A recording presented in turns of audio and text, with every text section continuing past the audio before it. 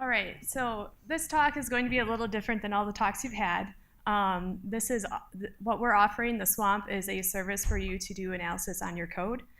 So Swamp stands for Software Assurance Marketplace, and it's developed in-house. Well, in-house as in most of the development occurs here at the Mortgage Institute for Research, and then across the street at UW Computer Science. But we're a group of 4 institutes that market this. And so you're wondering, okay, what is the Swamp? I can see it stands for Software Assurance Marketplace. And okay, there we go. So Swamp is, like we said, it's a no-cost resource to developers, people who are developing software. We are funded by a 5-year grant from the Department of Homeland Security. We're open source. We host 16 static analysis tools, and in the future will be dynamic analysis tools. We have an integrated results viewer called CodeDX, and we have a native viewer that outputs results in an HTML format.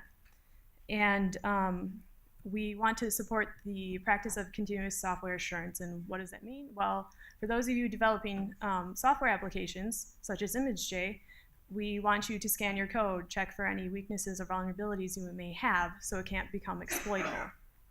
And we try to make it easier for everyone by offering this through the Swamp, which is currently, it's offered through the web. It's a web application, but eventually we'll have local instances. So this is more about us. We went live in February 2014, and as I stated before, we're funded by DHS. So Mortgage is the prime awardee of this grant, but we have 3 sub-awardees, which is UW, Madison, University of Illinois, Urbana-Champaign, and Indiana University. Marone Livney is our PI. He is also our technical lead on this. He's known for his distributive computing processes that he's developed, and Condor. If you guys are familiar with Condor or Open Science Grid, Dr. Livney is behind all of that. So we bring a lot of power to the table, and we hope that we can just help everybody else out who is developing software. So I have too many slides, so I'm going to kind of go through these faster since we only have 10 minutes. So how we try to make this easier for developers to scan code is we have the tools already configured in the Swamp. We have multiple tools per language that we support, and Java is one of the languages we support. We support Java source and Java bytecode packages, and we have the tools there. We have multiple platforms. Right now we have 9 different flavors of Linux, and we make this process as automated as possible. So one downside that some people see is that you have to upload your code to the Swamp. If you're open source, it really shouldn't be an issue anyways. So we are actually, I'm sorry, let me rephrase that. We also have, you can sign up through Git. So if you have a Git project, you can do manual pulls from your Git project into the Swamp. So you can upload your package that way. And then it tries to guess what language you have, and then it tries to fill in most of that information for you. So reducing the number of clicks, you choose as many tools as you want to run, and you can view all the results at once if you would like in CodeDX, and you can see what each tool has found and if you have any weaknesses or vulnerabilities. The only thing we don't do for the Swamp is interpret those results for you. We leave that up to you as developers. And if you do have questions, though, we have a support system set up. You can come ask us, and we'll try and answer it as best as we possibly can. Depending on the question, it may take a little longer. So this is just a quick list of what we have. Our newest language that we're supporting, or formal language, would be support for Ruby on Rails, which is coming later this month. But we have, like I said, 16 static analysis tools. We offer multiple languages. We do offer commercial tools as well. So the commercial tools are free to use for any open source developer, or depending on the tool, it could be educator as well. So that's one thing that we bring new to the table, is that you as academic people or open source developers, you now don't have to pay for a license to come and use this commercial tool, because the cost of these licenses are not cheap by any means. But you're limited to your open source project or your academic project that you're working with. So the next tool on par for that would be Gramtex Code Sonar. We'll have Goanna Red Lizard, which is out of Australia, in the swamp, and at the towards the end of the month, along with the Ruby on Rails support. All right, we're gonna skip that. So like I stated already, it's highly automated, it's secure. We host all the infrastructure here. We have over 104 terabytes of the disk space. We bring, I can't remember how much RAM, but we have, I believe, over 700 cores. We have quite a massive data center and server set up to handle over 275 million lines of code a day. So don't worry about the size of your software application. You can bring it into the swamp and still upload it and test it and see what we give back to you. So we've already gone over most of this already. The one key thing that I'd like to point out here that I did not point out earlier is that this is private. So you have your own account. We don't access your code.